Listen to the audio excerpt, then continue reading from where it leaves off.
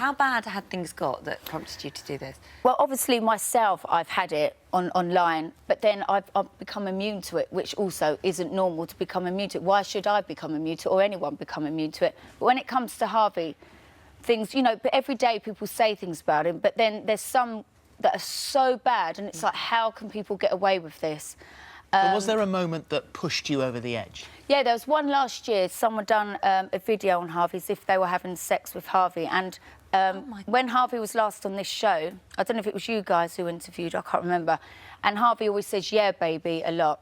So basically, he made this video that he was in bed with Harvey and saying to him, do you like it? He was basically saying, do you like it this way, that way, and clipping back him saying, yeah, baby, yeah, baby. So I thought that is so bad. Not only is it a child, and, you know, just basically taking the mickey up. And so I went to the police. They arrested the guy, took all his computers, phones, everything. And because he hadn't had a criminal record before, they let him go. They didn't even caution him. And my point was, why could that not have been his first criminal record? The thing is, there's nothing in place for it. They don't know how to punish him. This one last week, he got arrested. In fact, it was his mum that phoned the police up to report him. For us to, like, do something about it. So we got him arrested. He did get cautioned, but he hadn't had a criminal record. That's why they didn't do anything. But why could that not have been his first criminal record? Looking at the way it is at the moment, the Director of Public Prosecutions, who's called Alison Saunders, says those who commit these acts or encourage others to do the same can and will be prosecuted.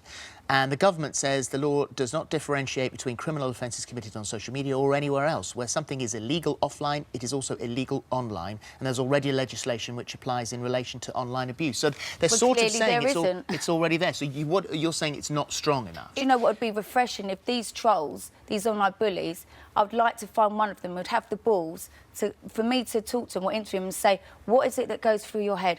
Why do you do it? You know, even to make a video on someone, or even... You know, Haribo, they called him, I can't remember, Harvey Bow or something, and they put him on as a Haribo thing. Someone has to sit down and take time to do this. So what goes through their head? How can it work? How can this work, then? Because you're obviously taking it to Parliament. You don't know the date it's going to be debated yet. No, because of Theresa May in this general election. Now, normally you have 6 months to get people to sign in, but mine's going to stop at 3rd of May, I think, because of the general election.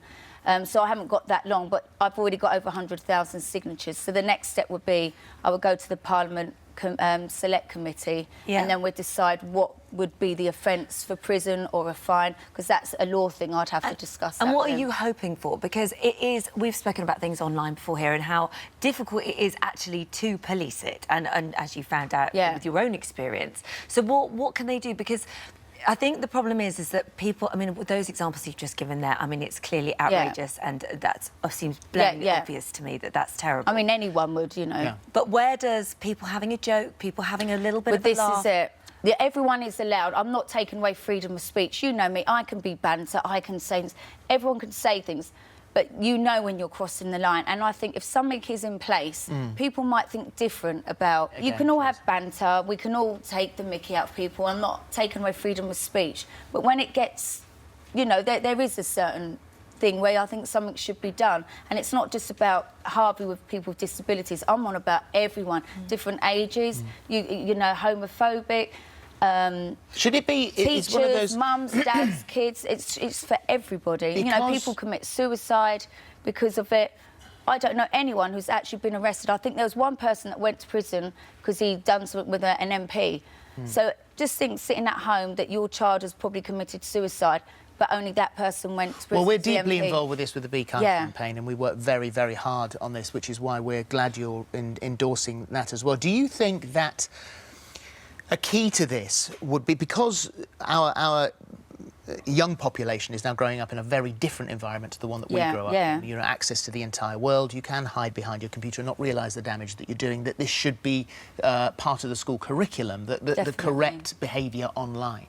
Yeah, I mean, I would love to go around schools and stuff, but the thing is, even when you go to schools and you educate them, it's when you come out of school, the social media. So I think these social medias, I want to go and meet, like Facebook, Instagram, all these people, because if you want to get a car or credit card and you go through a finance thing, they want to know your email, your details, bank. They want to know everything. So why can't they do something like that online? So then you could be tracked, because you can get taken down, but then you can go back on again as a different name. So there isn't, in my view, there's nothing in place. I'm going to make sure in my pricey power I'm going to do something about it. It's just not good enough. Can I ask you a question then? Because we've had people that have very openly talked on this so far about being bullies themselves, and the reason that they behaved in certain ways are because things have been going on in their lives. You don't know. There's often two victims in bullying. The bully themselves that have these things.